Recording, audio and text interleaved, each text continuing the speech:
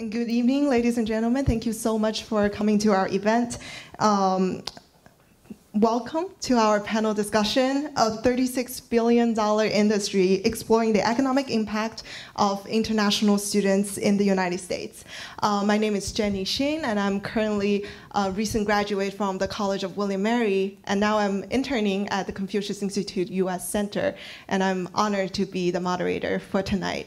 So Confucius Institute US Center actually supports the teaching and learning of Chinese language and culture in the United States, and also fosters the educational and cultural exchange between US and China. Today's event will be one of our monthly dialogues, which will be filmed and shared within our Confucius Institute network. So today's panel topic is very important because the number of international students pursuing higher education in the United States has been growing so fast over the past decade. According to NAFSA, the Association of International Educators is a go-to resource for international education and exchange, reported that international students contributed $36.9 billion and supported more than 450,000 jobs to the US economy in 2016 to 2017 academic year. And it's just within 1 year. And that would count to around 5% of US export. So if there's a pile of money, you can actually find my cash notes in there as an international student. So the influx of international students has also brought cultural values and unique demands and challenges to our local communities and universities. So today's topic, we will cover both the economic impact and also the cultural and educational impact of international students here studying in the United States. Our distinguished panelists tonight are Ms. Taoran Sun and Mr. Jake Varn. Ms. Taoran Sun is Executive Director of Global Initiatives at the George Washington University. She is also the Managing Director of Confucius Institute at GWU. She has over a decade of experience in international higher education and administration. Prior to her position at GW, she was the assistant manager of the World Bank, IMF, IFC branches to handle foreign financial services under the Bank Fund Staff Federal Credit Union. We also have the pleasure of hearing from Mr. Jake Varn, policy analyst from Bipartisan Policy Center. Prior to joining BPC in April 2015, Jake worked with the Chesapeake Legal Counsel and the Coalition for Sensible Public Records Access. His recent article published on BPC, US colleges are losing international students, why it's happening and why it's a problem, highlights recent development of international students in the United States. And let's give a warm welcome to our panelists tonight. Okay, so I will start off our panel discussion with a few questions from me, and then we will open up the floor for questions from you guys. All right. So I'd like to open the topic with the big picture. So Taoran, let's hear from you first. What are the major factors causing the increased influx of international students in the United States in the past decade? What do you think? Okay. First of all, thank you for having me tonight. As an administrator at a university that houses over 4,200 international students, I can only, I guess, speak from my observation. This has nothing to do, I don't have a research, to support this observation, but from what I have seen and heard, a lot of times students wanted to come here to study, I think really because of the pressure they would experience at home from Gaokao, the college entrance examination. They have to go through a very rigorous process of studying and then get it passed and then selecting school. To a lot of students, I think that might be very stressful. So this is definitely a different way they can approach getting higher education. Another thing I think these days, as we can say, we're in an increasingly globalized world. So I think students, in terms of thinking about their future, they just want to be global ready. That means maybe going to a school in an English-speaking country so they can have very solid language background. So when they graduate, they're very comfortable working and navigating in a different, in the Western world, and then they can expand their horizon on career. Yeah, I actually really feel that way too as international students. And actually, the influx of international students really is increasing for the past decades. But we also see that there is actually a change for the past year. So, Jake, in your recent research article, you mentioned that international students studying at the American university has actually declined for the first time since 2005. Can you talk briefly about the decline and what caused that change? That's right. So yes, I'd like to echo my colleagues' thoughts. Thank you guys for having me. Thank you all for coming out. To talk a little bit more broadly about some of the increases as well, because there was this very dramatic rise in the past 20 years of international students. And I think part of that's due to the globalization that was mentioned before, the quality of US institutions, some of the immigration policies allowing students to come. And I don't think it's a coincidence that you are seeing these declines as some of those policies are changing, but also as some countries are catching up in terms of their own educational system. So there's less of an impetus to send students abroad. So it started in 2016 that institutions noted that they saw a decline in applications, just marginally. There's still obviously institutions that are still receiving a wide number of applications. So, but across the board, there was some hints that maybe this was coming, that applications were going to be down. And then this year, they reported the first decline in international enrollment since 2005. It's still at a very high number. There's still 1 million international students studying in the US, and they make up about 5% of the entire student body. So we can go into some of the reasons why we're seeing that decline. Can you briefly talk about it?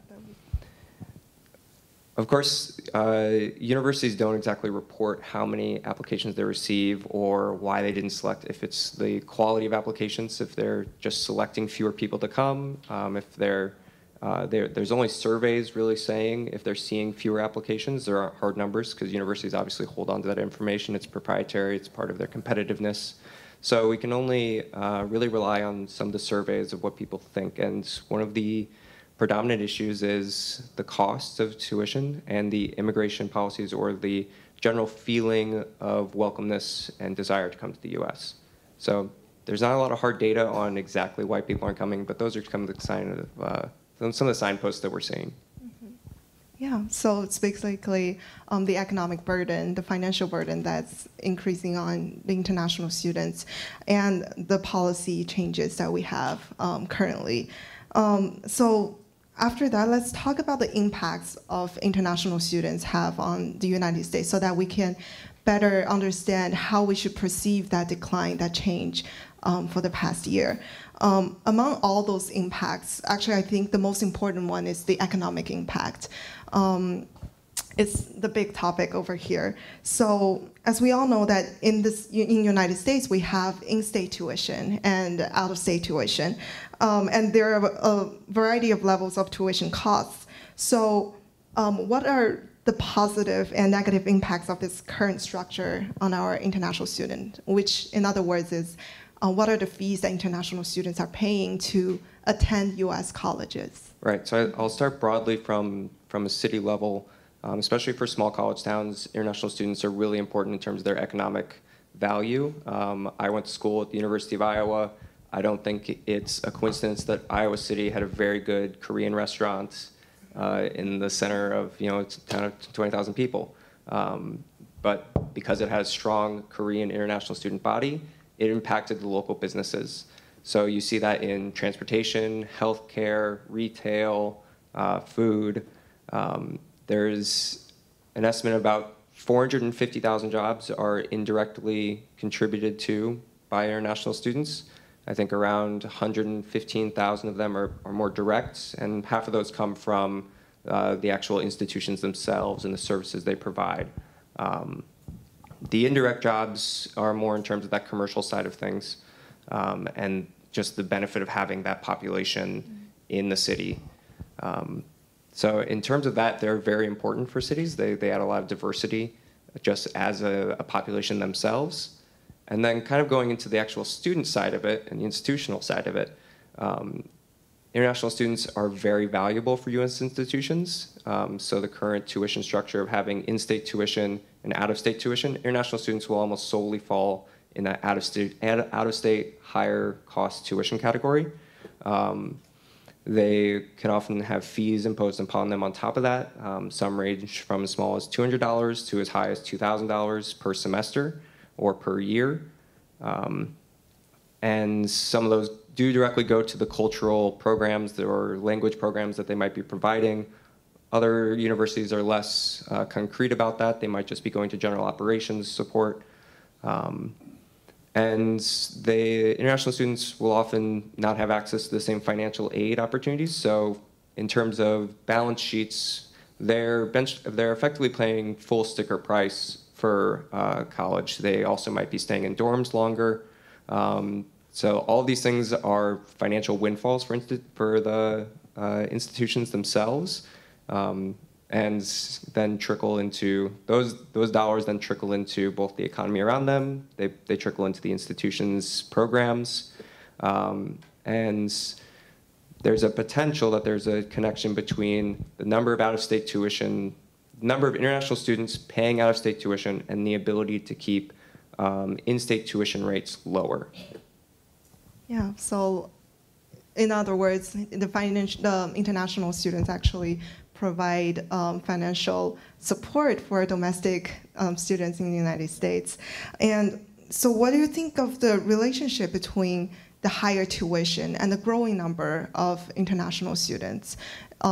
Is it because there's more acceptance rates, or there's just growing applications from international students? What do you think the relationship between the tuition and the number of students? I don't think institutions necessarily set their tuition prices based on those demands that they're seeing. I think the price is going up across the board for in-state and out-of-state and international students. There's a lot of, the student population has been going up for quite some time, both domestically and internationally. So there hasn't been a lot of downward cost pressure on institutions.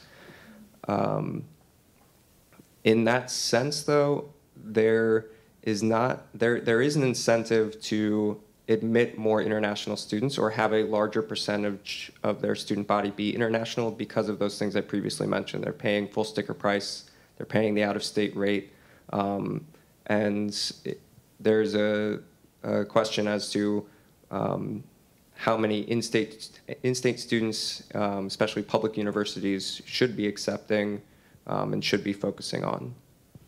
Yeah, exactly. Okay, so do you have anything to add? I think speaking from a contrast perspective, I think, because George Washington, for example, everybody know we're a private institution, so we don't really have this system that you would have a in-state and versus out-of-state tuition rate. So I think psychologically, I feel like for some students from other countries, the reality is they're not paying more to receive the same sort of academic service, at a private institution. It's the same tuition rate for everyone. So in a way, I think maybe for certain people, that's an advantage for a private institution because, again, they're not thinking about, again, I'm going to school with these fellow students, but I'm paying double or 3 times more. And from my institution's experience, our tuition has been going up every year, which is known. I think for graduate tuition rate, it's about maybe around $1,700 a credit, but then we have not seen a decline. I think in terms of application or the acceptance rate, that's my general impression. So I would say definitely financial perspective is important, but also in terms of the intrinsic value an institution can provide in terms of what kind of educational experience you would have or gain from studying here. That's also very important. I'd also add that there's one stat that I meant to put out there, that as international students make up about 5% of the student body, there's an estimate that they amount for about 10% of net tuition revenue. So there is a financial windfall to be had, but there's also, we've talked about the economic benefits of international students, but there's also cultural and just the general college atmosphere, the reputational benefits that institutions receive, and to having those populations. There's more reasons to have international students at a U.S. institution than just the economics of it. They provide, cultural benefits, they provide diversity, they enrich student life and the student body. So there are tangible assets and intangible assets that's brought from the international students. And yeah, definitely. So in spite of institutions that are benefiting from having international students, what about the local communities that is around the institutions? For example, for GWU, from the past years that you've been working here, have you noticed any changes in the local communities because of the incoming international students? So what have you observed around the area? Well, the most direct observation comes from food and entertainment. This echoing the example of Korean restaurants in town. I mean, we have already a couple of Chinese restaurants nearby, but then one in particular, I think they changed chef maybe, and then it's just, I think it really just to accommodate sort of the dining crowd coming from GWU students or faculty. And then just based on what we know in terms of having daily conversations with our students, I mean, you can see they really spend money across the board in terms of going travel, which contributes to tourism, hospitality. The parents coming to visit, so they consume goods and services. They buy a car if they're here long term, and they have to purchase insurances. It's really across different sectors and industries. So I'm citing the data from NAFSA. It says year 16-17, George Washington University, the fact we're hosting this many international students has contributed $257 million to the DC economy. That's supporting 2,900 jobs. So it's pretty huge impact, I think, which I just made aware yesterday. Wow, that's really a very useful data to actually see it, the tremendous increase, and also what Jake also previously touched on. First of all, the direct impact is the higher education, and second is accommodation and dining that also provide a lot of job opportunities for the U.S. economy. So besides the local communities, if we look on the international level. So actually, from my research, according to CIUS World University Rankings, they're saying strict immigration policies in the UK and the US cause a decline in international applicants. Countries in Asia are actually recognizing the economic advantage of investing in their higher education sectors. So for example, we have seen that China, actually last year, they even invited Mark Zuckerberg and CEO of Apple, Tim Cook, to be the advisor of Tsinghua University Business School. We can see the efforts of the Asian universities trying to internationalize their higher education. So based on that fact, so for Jake, what are your thoughts on how this will impact our students, both in the US and also around the world? And what policy recommendations would you have for US to better compete in this situation? Right, so the international competition, the international landscape for competition for international students is changing, either both in terms of the globalization aspects of it, but from 2001, it was largely dominated by the US and UK. It still is today, but it's definitely grown in France, in China, Australia, and a lot of those countries have established concentrated programs that are really trying to attract international students. Germany, for instance, was offering free graduate tuition for American students I know in particular. I know I thought about it for a minute. So there's that aspect that it's changing. In terms of just the reputations of institutions, the US and the UK are still very dominant. I know the US has still about 110 in the top 1,000, and it's largely scaled to the top 100. It's largely dominated by US, UK institutions. How much weight you put into those rankings is really up to you.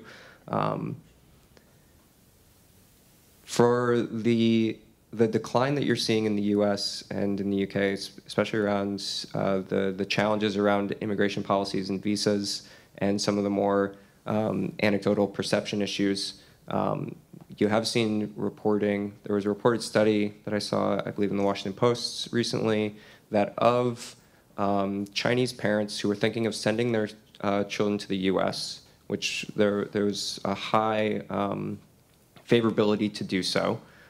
Of those who were following the news and planned to look into the opportunities to send their child to study in the U.S., 78% of them were less inclined to do so following the recent decisions around the travel ban. So that's a pretty 78%. It's a pretty large perception change to happen very quickly.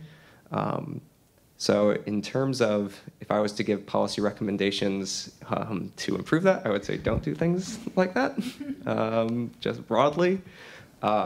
Because the reputation of U.S. institutions, the reputation of any domestic country hinges on some of those international reputations. So broadly, I think we need to stay in the game. I think we've ceded a lot of ground as the U.S. For different reasons, for a variety of reasons, some of which were beyond our control. I know there have been a lot of programs that have waned in the past few years. One of the actually largest factors for why international student enrollment numbers are down has been some of the non-degree students. There's been decline in students coming for non-degree purposes. Some of those were for English as a second language programs, which there was a targeted effort to kind of crack down on those who were not providing as strong of an education as they could have been. And then there were targeted country programs that ended. Saudi Arabia scaled back their program. They were sending tens of thousands of students because of a targeted cultural initiative. They wanted their students to come to the US to study. That program has slowed down. Brazil had a similar initiative that has stopped. And I think that was around 100,000 students. So I think we see some of these perceptions of the declining numbers. We see some of the opinions changing around recent news. But then there's also these outside factors. There's the countries that are really trying to bolster their international reputations in terms of higher education. And you see the domestic policies of other countries changing that the U.S. really didn't have any control over. So there is this dynamic in this international world for countries to see whether they should pursue international higher education for their economic benefits, or they should actually control their immigration policy to better protect their policies as well. So a lot of dynamics happening out there, as we can see that. So not only international higher education can bring economic benefits, but from the other topic, we can also see that it's creating unique challenges and demands for our local communities and universities. So let's talk about the cultural adaptation aspect of this topic. So for Taoran, what policies have you seen that schools have adopted to better communicate with international parents and students, or especially around the issues that may be perceived and dealt with differently across culture issues? I would say cross-cultural challenges are always there. It's more so, in the case with certain students from certain countries versus another. But then I think from what we have observed, in the US typically, I think there's this culture of individualism, this culture of independence. You are really on your own in a way to navigate on-campus services, what you need to do to get your grades, get your class passed. Less of a sort of on the receiving end, per se, versus when they were in their home country. I think a lot of time they were just sitting there waiting to be told what to do. Once you're here, you just realize, oh, okay, I guess I needed to take all these initiatives to navigate on my own to figure out what I need to do. So that's a cross-cultural challenge, I think, for a lot of students. It takes a while to get used to it. Another thing, which to me I think is interesting observation as well, is the culture of privacy. I have been to several events overseas where we would actually meet with our local alumni or parents, of current students. And especially in Asia, I think sometimes the parents would come up to me and then just start asking me about their sons or daughters and just say, can you tell me if he or she has passed the class? Is she still in her dorm? What's her major now? So all of things, I think as a parent, I understand why they want to know. However, in our culture, we're not allowed to disclose that information because that's private information. So I think the parents needed to understand and also get adapted to the American academic culture as well. Yeah, that's actually very true, because from my personal experience, I have some friends' parents who actually call the school for their scores and GPA, and from their perspective, they're saying, we're paying the tuition, we have the rights to know.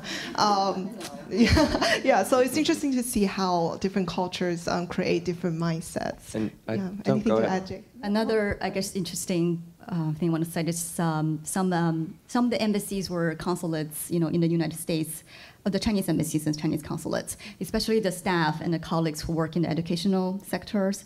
And I heard a lot of them, sometimes spend a lot of hours during the day answering phone calls, received from parents in China because their kids are ignoring the parents. They haven't answered their parents' phone calls for a week. The parents are panicking. They're calling the embassies, reporting what is going on. Can you find my daughter, my son? Are they safe? I think it's just, again, you see this sort of cultural clash. When they were home, they're in a very protected, guided environment. Once they're here, they're very independent and they're really enjoying the freedom. So, these are very, it's interesting observations, but again, I think there's this cultural clash behind what's really going on. I was going to jump in more on one of your earlier points of the services and the engagement that universities have, both with international students but also domestic students, that this is kind of a growing movement in the university space of trying to more actively engage students to keep them from failing and dropping out, that the completion rates is becoming more and more important for colleges, and then especially for international students, there is a cost for universities when students drop out early. There is, in a sense, a cost associated with getting them to come to the university in the first place. And so that cost is lost if they dropped out for reasons that could have been avoided, if they could have been engaged with a career counselor or a guidance counselor, academic counselor sooner, if they could have been connected to the cultural opportunities that were provided for them, or the social opportunities. And so that's true for international students and domestic students, and that's something that universities are more actively trying to change. That's a really good point, because we see a lot of universities have created different offices to support international students to better have a better experience taking the education here in the U.S. colleges. So that actually geared to our next question for Taoran. So international students definitely face challenges, but the thing is, even though there exist challenges, there are still incoming a lot of international students here in the States. So despite the fact of the challenges, can you help us understand why the students are still coming in despite all the challenges? And also, what have the school done to alleviate those challenges from either the administration side, from the professors, and even from the students and parents to alleviate those challenges? Okay, I think I'll talk about the second question first, because I think the service level towards students from other countries has definitely increased. Meaning, I think we're more and more aware of this growing population, which is a very significant presence on campus, and then it's the school's responsibility to really make sure they're taken care of. They are giving the right information, and that they can succeed on campus and also outside of their campus life. So, take George Washington for example. I think there's this huge emphasis on making sure our service is getting more and more sophisticated as well. That could start with the onboarding, meaning they arrive at Dallas International Airport, there's pickup available, and the orientation day. There could be like a buddy program they can participate. That's volunteer, basically from American students. They wanted to pair up with a student from another country just to help them hold their hands a little bit so they can understand what they need to do initially and to get used to the American culture. And we have seen the reception to welcome, international students on campus. We have seen panel discussions. Basically, the panelists are faculty members who would talk about what you need to do to navigate academic life successfully. So we have really tried numerous efforts on that front. That's great. So it's really great to see that the universities are actually creating a lot of support for the international students. So now let's see the future of what this topic, how this trend is going to take us to.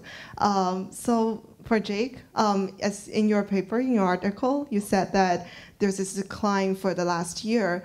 Do you see this as just a temporary decline, or do you see it's going to keep declining in the future?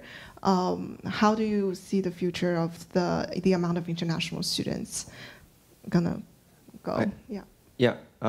So I'm hesitant to make predictions in the political space. If I was to bet, I think it would stay relatively similar to past years. If it might decline a little bit, it might go up a little bit more, because there was a very strong trend of growth. Some of the declines that we saw, the Chinese population and the Indian population coming to U.S. institutions is still growing.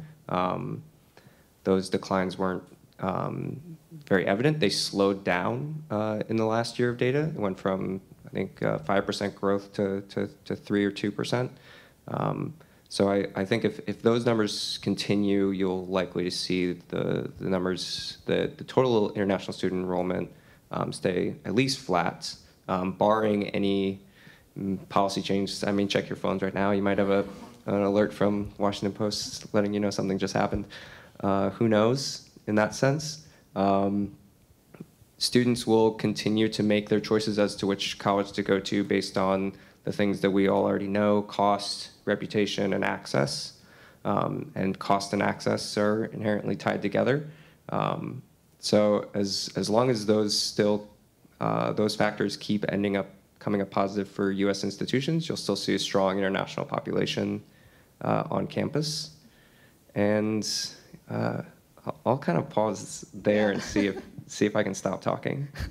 Yeah, we'll see how this will go in the future. Yeah, I totally agree. I think that the international students probably going to still keep coming in from my perspective, because I see the growing number of Chinese international students in particular are still increasing its number. So yeah, hopefully we'll see if the trend is still going to be like that in the future. Yeah. I was in a professional training program offered by EAIE, and then in one of my training classes, I had this fellow, I guess, classmate from Canada. We were just chatting, during a coffee break, and then what she was telling me is just that, after all this policy changes, that's happening in the U.S., we as Canadians were really expecting to looking forward to steal your students. Hopefully they would actually come to Canada because, the language and the academic environment is very similar. If they don't go to you, they might come to us. She said, but we really haven't seen that happening. She said, where have they go? So I think this is, again, maybe a little too soon to tell. I think all the players are still trying to figure out where they would be position themselves in terms of keeping the gain and then, preventing losses. So, definitely something we're monitoring. One other factor we haven't talked about too much are the visa policies.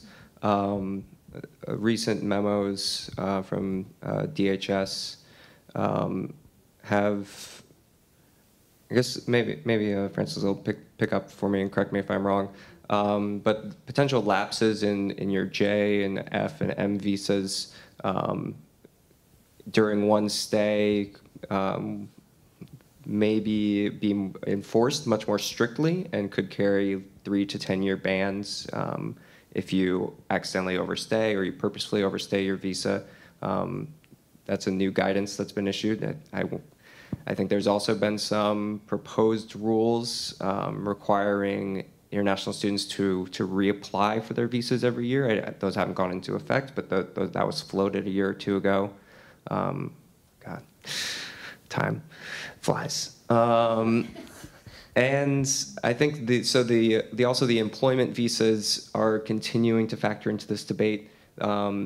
The ability to connect where you're going to school and the field you're studying in with a job opportunity, especially in the same language or in the same country that you're learning that field, is part of a student's calculus, I would say, going into where they're going to study.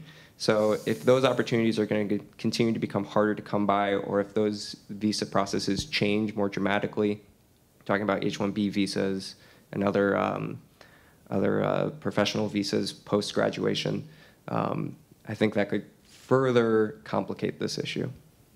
And to add to that, I think the OPT, optional practical training, I think before there was a while for STEM students, you would get up to 36 months maybe, versus the regular 12 months would be granted towards a student of another field. But then there's this talk or proposal to revoke that. So definitely would make STEM fields a little bit less desirable. So all these will add to the complication. Yeah, which is one of the largest, one of the largest bodies. The STEM field is one of the largest degree programs for international students. Yeah, exactly, because from my students, from my surrounding, my friends, because of the policy changes, more and more students are actually pursuing STEM majors just to stay here in the United States a little bit longer after graduation, so that they have more time and more opportunities to for their career. So I think most of the trend really determined by how the policy will change in the future, and it's really hard to predict, and it's not in our control. But yeah, we can looking forward to what will happen in the next few years. So from other than the policy side, what about the universities? How will universities be like in the future?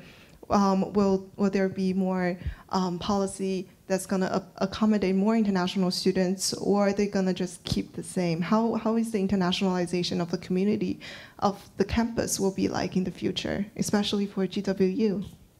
I would say in general, I think we will always say, we want to be inclusive. We welcome students from all countries and of any background. That's just in general our philosophy. And in terms of, in reality, really housing these many students on campus, I think the number as of last year is 4,200 maybe, combining degree and non-degree seeking students. It's a large number of students. And then I think we're very conscious about doing a good job, serving them, and then making sure they have a very positive, productive academic experience at GW. I think it's really a value exchange. So we look at it that way. Great, thank you. Thank you for sharing. So I think that's the end of my questions for our panelists. And now it's time to open the discussion to the audience. Please feel free to raise your hand if you have any questions to our panelists, and we'll have you guys to share your ideas. Yeah, please. Sorry, I came in late, so I don't know whether you made this distinction. Would you, you can maybe introduce yourself a little bit, and then... My name is Yaya from the United States of Africa 2017 Project Task Force. I don't know if there was many certain categories. Oh, okay. Those that are sponsored by government, those that are sponsored by their family, and those who came as private students that certainly visa, they save enough money to come to, they save enough money, thank you, save enough money to come and study. They were not sponsored by their parents. They were not sponsored by government. I came here in 1967 as the last category, not sponsored by anybody, not even sponsored by my family. They refused to sponsor me because they said I was coming to study political science. I should study medicine, engineering, and economics or business. Okay, so I came 1967. Got my first degree, my master's, and my PhD, all my own. But the things that the new students are facing, tuition has gone so up. So it's very difficult for students to come and then work part-time, pay their tuition fee and things like that. So I don't know whether you put that part of your study. Yeah, I think that's a very interesting point. that we've touched on a little bit, but not specifically. I think it's around 64% of international students receive outside funds supporting their tuition, either from family or from a government institution in some capacity. Very few are able to self-fund. And as we touched on, most public schools do not have financial aid packages. They're paying the out-of-state rate. It's increasingly becoming inaccessible for middle and lower class international students to study in the US. It's similarly for domestic students, but even more so because of the lack of access to those opportunities. So it's increasingly becoming more of a class-driven system, especially of the higher costing schools.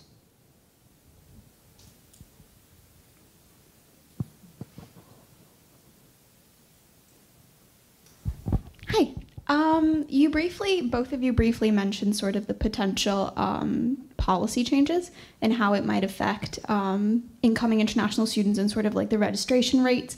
But I was kind of curious to see if there had been any effort on the part of the universities to sort of serve as a body to advocate for international students and sort of a effort across different campuses in academia in itself that sort of is advocating in name of international students and all the positive aspects that we bring to campuses?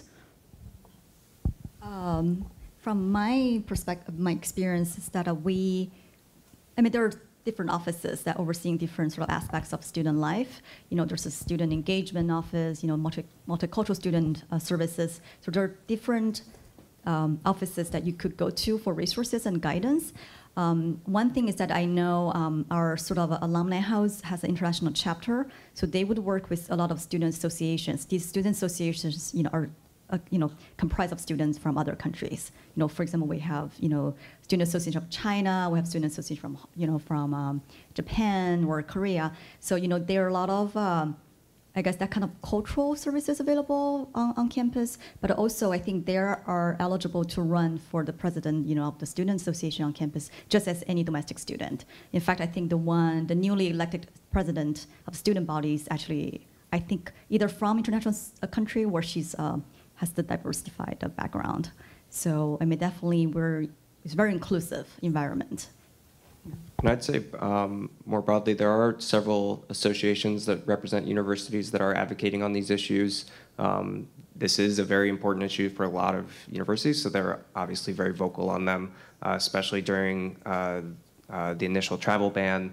You saw a lot of universities speaking up, a lot of university presidents out there talking about the issue and how it would affect them, both in terms of their own student bodies, but also in terms of the academics and the scholars that they were associated with in the specific countries that were on those lists. I think that kind of covers it, right? All right. I was going to throw in more, but I feel like we got it.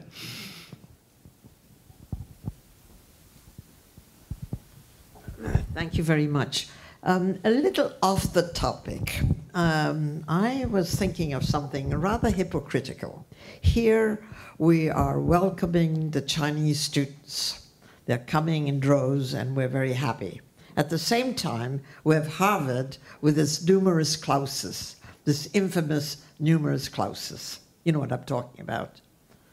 Based on, it means that a certain amount we will not let them in. It happened in Russia with the Jews in the 19th century, and then it's happening here in our time. We do not let the Chinese students get to, let's say, Harvard. We have a number. We stop. There's a quota. Let's put it that way. So I'm looking at something a little off, but it's a little hypocritical. We're welcoming the Chinese students, which we should, but at the same time, here, our Chinese Americans, keeping them aside. Just mentioning that. Sure, and I think that's also... Numerus clausus, the famous one. I think there's also something to be said about the racial acceptance policies for domestic students. I've noticed that there You said is... racial? Mm-hmm. Yeah, the racial representation of who's being accepted and the types of students there are types of policies that are either ingrained in the system or are abstractly influencing those numbers. That's, I think, increasingly a problem. Harvard is one of them that's often in the news for not having enough Black Americans that they're accepting, and Asian Americans as well have similar issues, similar problems. I don't know if anybody else wants to jump in on that one, but it is an issue in the acceptance rates and some of the discriminatory practices that are either inherently in the system, and I don't want to drag private schools, but it does seem to tend to be more of the private IOV schools that have the ability to, they don't have quite the transparency that public schools do in their acceptance rates and their policies for it. And I think speaking of a fair game, sometimes the issue is a little segmented. For certain fields, I feel like, for example, Asian Americans are actually considered to be the majority studying a certain field. Like, I don't know, maybe computer science or engineering, or kind of depending on which field are we talking about.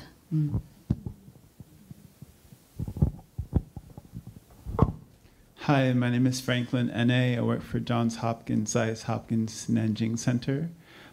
Actually, just to follow up on your question, we're working in academia and higher education administration. Just the topic of diversity across all institutions in the U.S. is very sensitive, but institutions are trying to do their best to make sure that there's equal representation among all groups, whether domestic or international. My question, I actually have two questions, one for Jake and one for Taoran. First question for you is, you mentioned about the decline in the recent admission rates among international students. Could you just give a kind of a regional breakdown between kind of the different regions that have experienced the biggest decrease, or students or regions that have experienced more of an increase over the past year or two?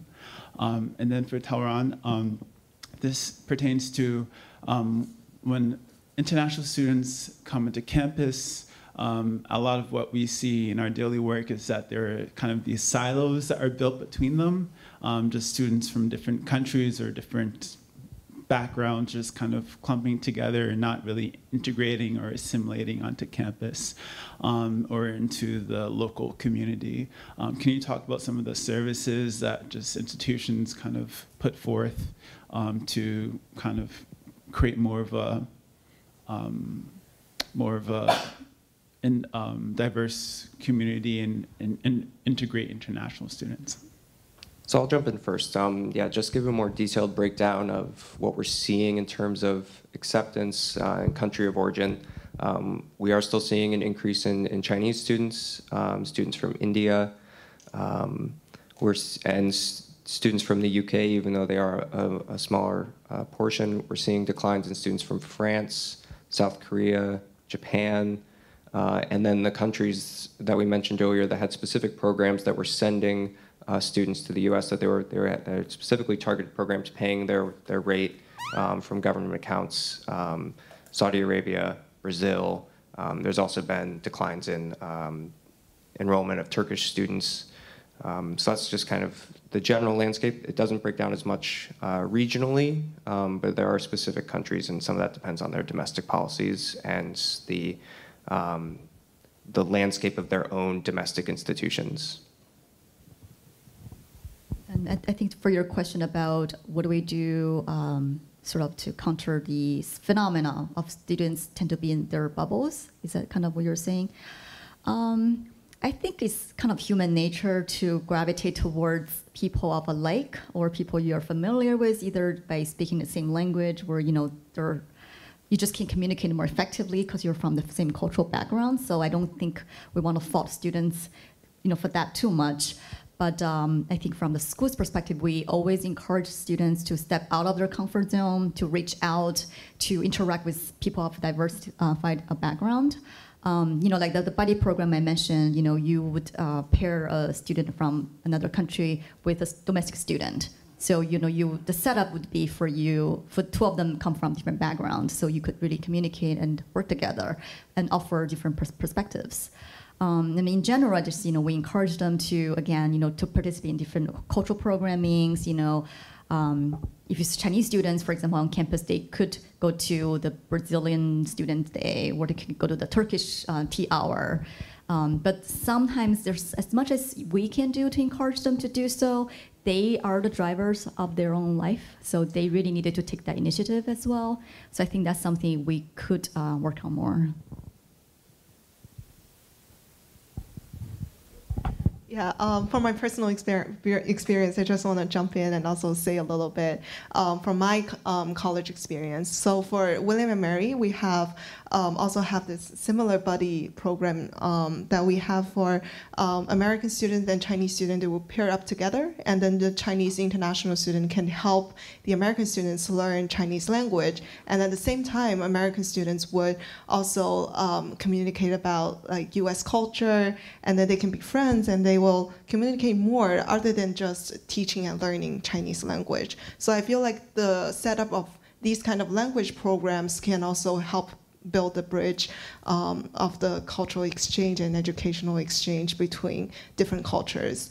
And I think U.S. colleges have all been making a lot of great efforts to have a more welcoming community. And from my college experience, I really appreciate all the opportunities that I just had during my 4 years in William & Mary, and it was a really amazing experience. Yeah. Okay. Well, so one last question, and then we'll probably end our discussion.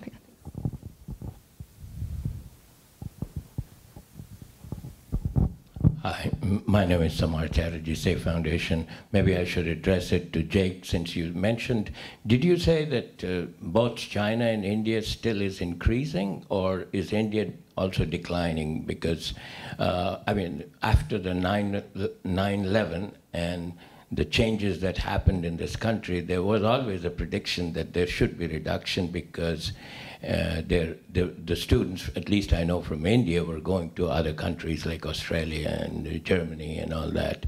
But since there's a huge bulge in both these countries, if somebody goes elsewhere, there will be still those next to them will be available. So did you say from Yes. India numbers have increased still? Yeah, India is still one of the largest countries of origin for international students. I'm not sure about the long-term trends, but I think they are still on the rise in terms of from just year over year. And there's still, and do you have some kind of an idea what percentage of these countries the students pay full tuition fee? Because, I mean, I came at a time, 1970, when the scholarships were abundant, and even tuition fee waivers were there, even though, like, I went to a state university where there was a out of state, but it was waived, you know, so I didn't have to pay any fee. So those things have changed significantly. Right. So for the institutions, from the institution's perspective, they're paying full. Whether or not they're receiving scholarships from their government or if their family's paying for them, for the college's perspective, they're receiving the full sticker price for their out-of-state tuition. Whereas for the actual student might be receiving some sort of aid, but just the lack of access to, for public institutions, lack of access to federal aid or some the state and local policies or programs that would normally provide financial institution are not available to them. So yeah, from their perspective, the institutions, they're receiving the full costs.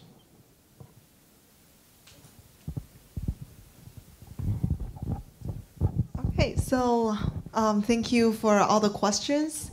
And in summary of this event, we have learned the economic impact of having international students coming here to the United States, and we also have learned the cultural aspect and also the educational aspect, the impacts that international students have brought.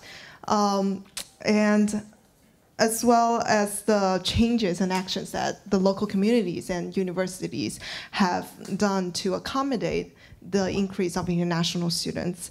And thank you, Jake and Taoran, for sharing your perspectives, research, and observations.